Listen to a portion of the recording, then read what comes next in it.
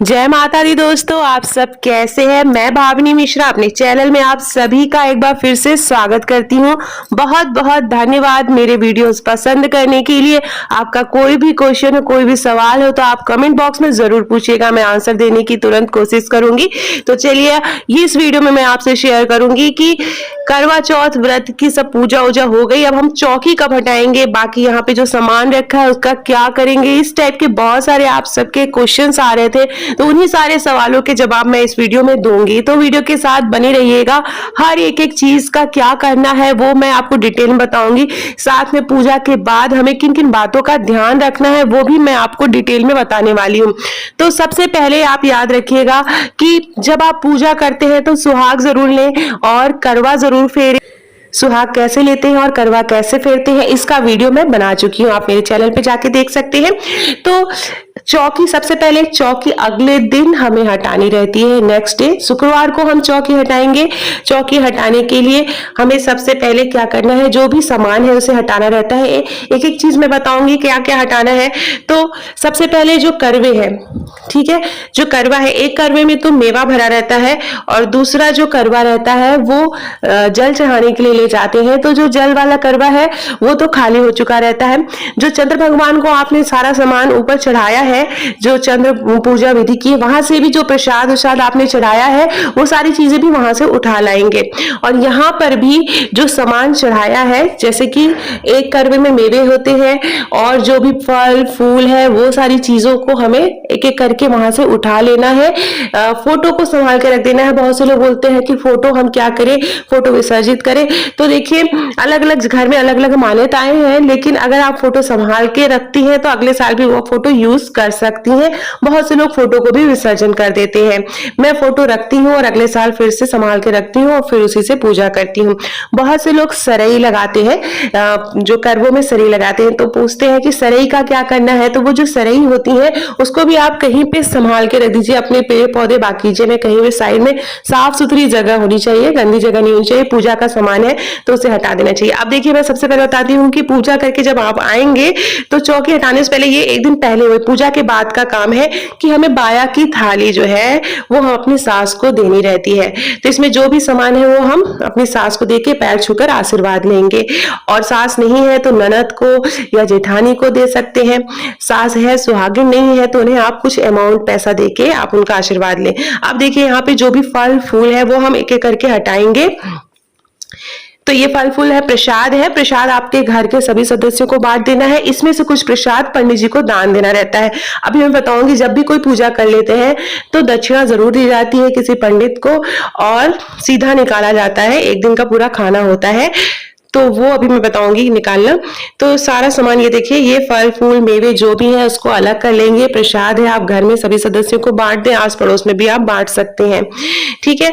जो करवे में जो मेवे रहते हैं वो खास तौर पे जो है पति को ही खाने रहते हैं या घर के लोगों को ही खाने रहते हैं, आस पड़ोस में नहीं बांटना चाहिए।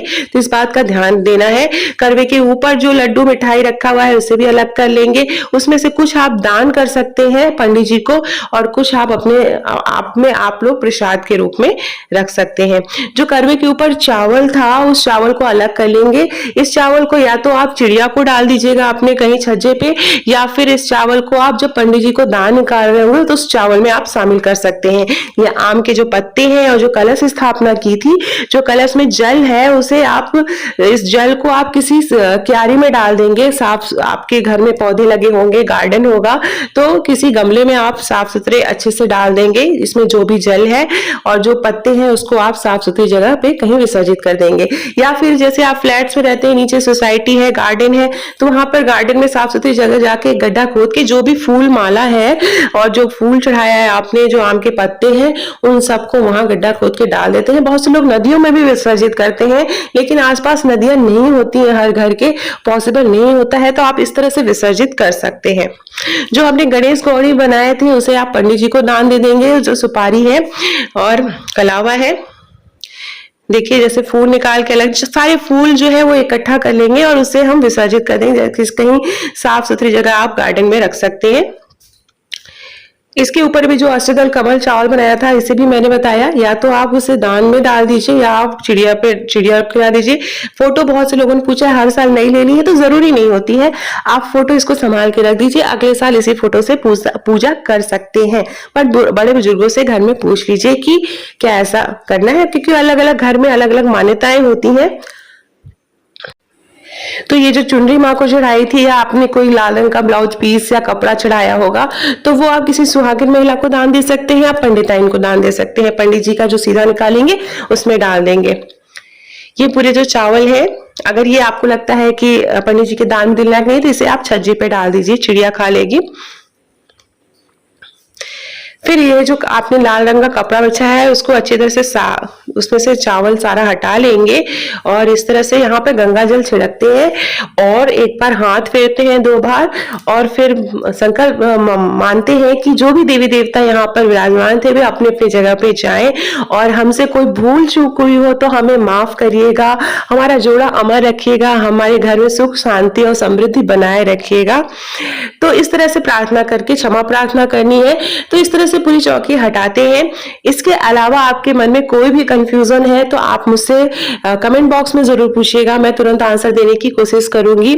और बहुत से लोगों ने पूछा है कि ये जो चलनी होती है चंद्रमा की, उस जैसा कि मैंने बताया कि चंद्र भगवान को जहां आपने पूजा की होगी वहां पे भी जो फूल माला चढ़ाए होंगे उसे भी आप एकत्र कर लेंगे, प्रसाद एकत्र कर लेंगे। तो वो प्रसाद आप पंडित जी को भी दान दे सकते हैं। इसके बाद बहुत लोगों ने पूछा है जो मिट्टी के करवे है उसे क्या करना है। पीतल का जो करवा है उसे आप संभाल के रख दीजिए, अगले साल उसको यूज करेंगे।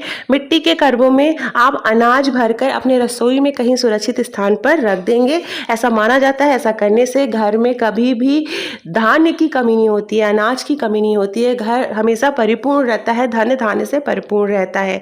तो इन करवों का ये करना है, साल भर तक करवा संभाल के रखते हैं। फिर जब नया करवा लाते हैं तो इन करवों को फिर आप कहीं गार्डन में यूज़ कर सकते हैं, इसमें आप फूल लगा सकते हैं। तो इस तरह से सारी चीज़ें हटाएंगे। और जो श्रृंगार का आपने सामान चढ़ाया था, जैसे बाया की थाली तो अलग है, उसके अलावा चौथ माता को जो आपने श्रृंगार का सामान चढ़ाया है उसे भी आप, उसमें से भी आप प्रसाद ले लेंगे, प्रसाद के तौर पे बिंदी लगा लेंगे, चूड़ी पहन लेंगे जो आपने चढ़ाई है, और कुछ सामान आप प्रसाद के रूप में अपने पास रखेंगे, बाकी सामान आप किसी पंडिताइन या सुहागिन महिला को दान दे सकते हैं। तो ये जो श्रृंगार का सामान माँ को चढ़ाया है उसका ये करना है। और जो करवा चौथ की थाली होती है, अगर आपने थाली स्पेशली खरीदी है, करवा और छलनी खरीदी, उसे आप संभाल कर रख सकते हैं। इस थाली में भी जो प्रसाद होता है इसे भी आप अपने घर में अपने पति को सबसे पहले खिलाइए आप, और फिर बच्चों को खिलाइए, ये प्रसाद आपस में वितरण करके खाइए।